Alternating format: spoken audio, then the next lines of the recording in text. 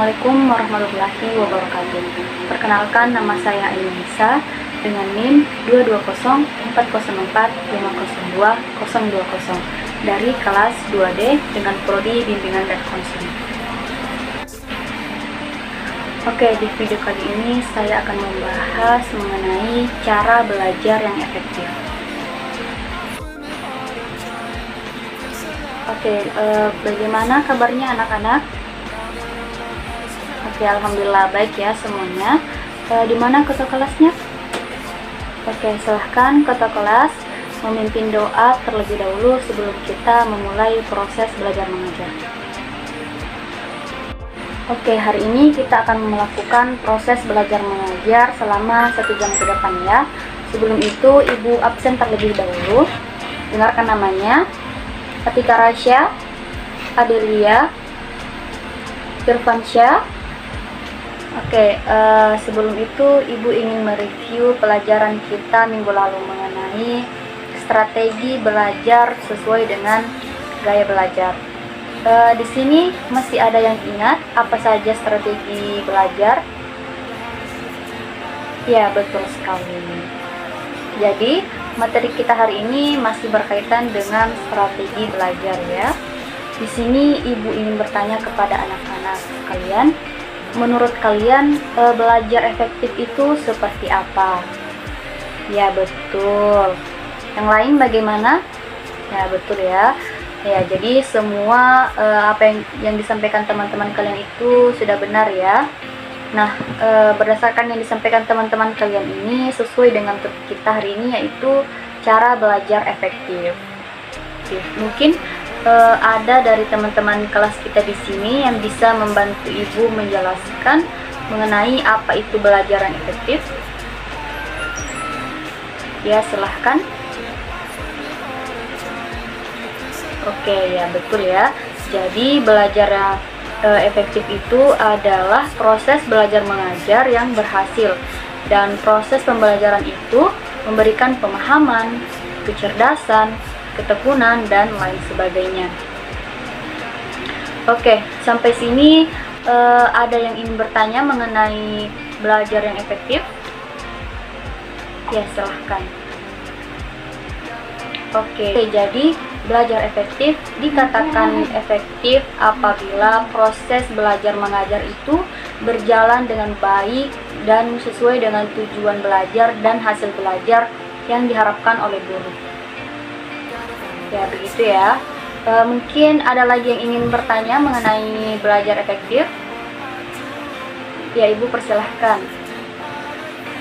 Oke, jadi tujuan dari belajar efektif itu yaitu agar kita bisa mencerna pelajaran dan memiliki keterampilan khusus. Selain dari itu, belajar efektif juga dapat membantu kita untuk mengefisienkan waktu. Sampai di sini sudah paham mengenai apa itu belajar efektif atau masih ada yang ingin bertanya? Oke, jika sudah tidak ada, Ibu lanjut mengenai faktor-faktor yang mempengaruhi hasil belajar siswa. Nah, berbicara mengenai keberhasilan belajar peserta didik, tentunya pasti ada faktor yang mempengaruhi keberhasilan belajar tersebut. Nah, secara umum itu ada 2 faktor yang menjadi penyebab keberhasilan belajar siswa. Yang pertama, faktor eksternal dan faktor internal. Nah, di sini ada yang tahu apa itu faktor internal? Ya, betul ya. Jadi faktor internal itu adalah faktor yang berada dari dalam diri siswa. Sedangkan faktor eksternal yaitu faktor yang berada dari luar diri siswa. Ya, jadi di faktor internalnya itu meliputi 2 kondisi ya. Yang pertama, kondisi psikis, dan yang kedua kondisi fisiknya. Nah, di kondisi psikisnya ini meliputi intelektual dan non-intelektual. Ada yang tahu di sini apa itu intelektual?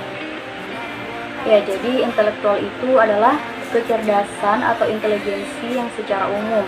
Sedangkan non-intelektual itu adalah meliputi minat, motivasi, ambisi, gaya belajar, dan kebiasaan belajar.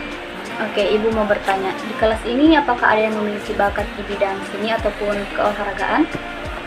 Ya, jadi bakat itu termasuk dari kemampuan intelektual ya. Bakat itu merupakan kemampuan untuk belajar yang baru kelihatan bila seseorang sudah belajar. Seseorang yang berbakat dalam suatu bidang akan lebih berhasil dalam mempelajari bidang tersebut. Hal ini sangat menonjol pada bidang-bidang studi tertentu seperti yang Ibu sebutkan tadi, yaitu di bidang kesenian ataupun keolahragaan. Oke, jadi selanjutnya yaitu non-intelektual. Nah, non-intelektual ini adalah meliputi minat, motivasi, ambisi belajar, gaya belajar, dan kebiasaan belajar. Nah, yang pertama minat. Minat itu merupakan salah satu faktor yang bisa menentukan keberhasilan belajar seseorang. Seseorang yang berminat dalam mempelajari suatu bidang tertentu biasanya akan bersemangat untuk mencapai prestasi yang baik.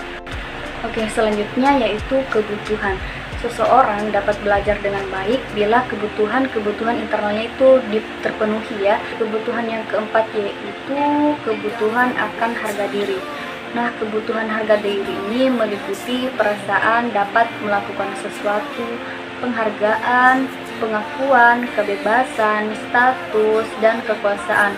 Nah, pada tingkat ini misalnya seseorang berkeinginan untuk menjadi yang terbaik. Nah, keinginan untuk kelancaran belajar, seseorang itu perlu optimis, percayakan kemampuan diri, dan yakin bahwa dengan usaha yang ia dapat, ia bisa menyelesaikan tugasnya dengan baik. Nah, kebutuhan yang kelima, ada yang bisa sebutkan? Ya, jadi kebutuhan yang kelima itu adalah kebutuhan aktualisasi diri. Nah, kebutuhan ini merupakan kebutuhan yang tertinggi dalam hierarki. Kebutuhan aktualisasi diri ini merupakan kebutuhan untuk mengembangkan potensi secara maksimal. Oke, tadi kan sudah dibahas mengenai faktor internalnya kan, jadi sekarang kita bahas mengenai faktor eksternal. Ada yang tahu tadi faktor eksternal itu seperti apa? Ya, jadi faktor eksternal itu faktor yang berasal dari luar diri siswa. Nah, faktor eksternal ini meliputi lingkungan sosial dan lingkungan fisik. Jadi di lingkungan sosial itu bisa meliputi sikap keluarga. Nah, antara orang tua dengan anak itu juga bisa mempengaruhi keberhasilan belajar anak. Tapi jika hubungan orang tua dengan anak itu agak sedikit merenggang, itu bisa menghambat keberhasilan belajar anak.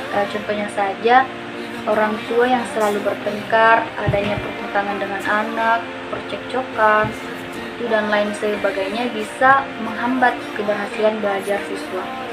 Selanjutnya, pengajar. Nah, pengajar yang kompeten dari segi keilmuannya dan mampu mengajar dengan metode yang tepat serta memiliki motivasi yang tinggi bisa menciptakan keberhasilan belajar peserta didik. Selanjutnya, masyarakat. Nah, masyarakat yang memahami pentingnya pendidikan akan memberikan suasana yang menunjang keberhasilan belajar seseorang. Tetapi masyarakat yang memandang pendidikan itu sebagai pemborosan yang tidak menghasilkan uang akan membuat seseorang merasa tidak perlu belajar sungguh-sungguh karena yang diutamakan itu adalah bisa menghasilkan uang secepatnya. Nah, tadi kan sudah dibahas mengenai lingkungan sosialnya kan, sekarang dengan lingkungan fisik. Nah, lingkungan fisik itu meliputi suasana rumah, kondisi tempat belajar, sarana pelajaran, dan waktu sekolah. Nah, ada yang bisa jelaskan salah satunya? Betul ya yang dikatakan tadi, suasana rumah yang tenang, tidak gaduh, itu bisa membantu konsentrasi belajar. Ruang belajar yang bersih, rapi, dengan tata ruang yang menyenangkan itu bisa mendukung suasana belajar kita menjadi lebih efektif. Oke, sampai di sini ada yang ingin bertanya mengenai faktor yang mempengaruhi keberhasilan belajar siswa? Oke, jika sudah tidak ada, Ibu lanjut ya ke materi selanjutnya, yaitu strategi belajar efektif. Nah, kan di pertemuan sebelumnya kita membahas mengenai strategi belajar yang efektif kan? Nah, masih ingat apa saja strategi belajar efektif? Ya, oke, silahkan. Oke, betul ya. Ya, ada beberapa strategi belajar yang efisien yang bisa kita terapkan saat belajar. Ada yang bisa sebutkan salah satunya? Ya, jadi kita harus menetapkan tujuan ya. Cara belajar yang efektif dan efisien itu dimulai dengan menetapkan tujuan ataupun target. Misalnya saja tujuan belajar kita itu untuk memasuki perguruan tinggi ternama di Indonesia. Nah, dengan memasuki perguruan tinggi tersebut tentunya harus memiliki nilai yang mumpuni. Nah, oleh karena itu kita harus menetapkan tujuan yang sebisa mungkin cukup signifikan untuk memacu semangat kita untuk belajar. Nah, misalnya juga seperti ujian semester nanti, kamu menetapkan akan menargetkan mendapat nilai 80 untuk pelajaran matematika. Nah, menentukan tujuan bisa menjadi sebuah motivasi jika kamu mulai merasa kehilangan minat untuk belajar. Nah, memiliki tujuan yang jelas itu bisa membantu kita bisa tetap fokus dan konsentrasi saat proses belajar. Selain dari strategi belajar yang Ibu sebutkan tadi, masih banyak lagi strategi belajar yang efisien yang lainnya. Nah, di antara anak-anak ada yang bisa menyebutkan salah satu contohnya? Ya, silahkan. Ya, benar ya. Jadi, rajin membuat catatan intisari pelajaran itu juga merupakan salah satu strategi belajar yang efektif, di mana bagian-bagian penting dari pelajaran itu sebaiknya ditulis di catatan kertas atau di buku-buku kecil yang bisa dibawa kemana-mana. Ya, sampai di sini masih ada yang ingin bertanya mengenai strategi belajar yang efektif? Oke, jadi saya kira kalian sudah paham semua ya mengenai strategi belajar efektif. Oke. Jadi di sini Ibu ingin membagi kalian menjadi 6 kelompok. Jadi satu kelompoknya itu terdiri dari 5 sampai 6 orang ya. Oke. Ya, silahkan kalian bagi kelompoknya masing-masing. Ya, setelah itu Ibu akan memberikan kalian tugas untuk dikerjakan di masing-masing kelompok. Ya, oke. Sudah terbentuk semua ya. Ya, oke. Jadi di sini kalian akan tugasnya itu kalian akan mempresentasikan hasil dari diskusi kelompok kalian mengenai strategi belajar yang efektif. Ya. Oke, jadi Ibu bagikan soalnya ya. Oke, sudah dilihat semua soalnya? Ya, jadi cara mengerjakannya itu anak-anak mengisi baris yang kosong di bawah soal ya. Kalian tinggal mengisi bagaimana cara belajar menurut Anda.